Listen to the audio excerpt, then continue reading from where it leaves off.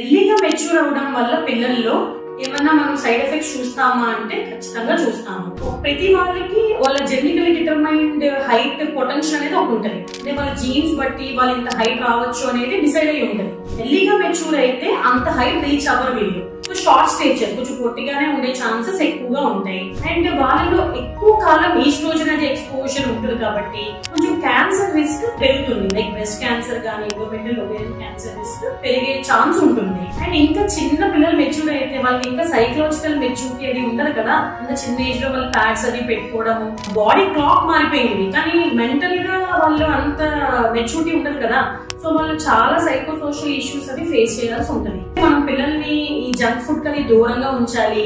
ఏదైనా ఒక physical activity, యోగానో, skipping, లేకపోతే వాకింగ్, షటిల్, బ్యాడ్మింటన్, వాళ్ళకి ఇష్టమైన ఒక యాక్టివిటీ మనం చేయమని చెప్పాలి. ఫోన్స్ ఎక్కువ అసలు అలవాటు చేయకండి. ఫోన్స్ చాలా హార్మ్ఫుల్. ఎందుకంటే బ్లూ లైట్ ఎమిట్ అవుతుంది కదా. ఆ బ్లూ లైట్ ఎక్కువ చూడడం వల్ల స్లీప్ అది డిస్టర్బ్ అవుతుంది, మెలటోనిన్ తగ్గుతుంది. అండ్ ఇది తగ్గడం వల్ల ఏంటంటే హార్మోన్ ఇంబ్యాలెన్స్ వచ్చి ఇలా ఎర్లీ మినార్క్ అవి దారితీసే అవకాశాలు ఉంటాయి. సన్లైట్ లో వాళ్ళు ఎక్కువ తిరగకపోయినా వైటమిన్ డి డెఫిషియన్సీ వచ్చి ఎర్లీ మినార్క్ వచ్చే ఛాన్స్ ఉంటుంది.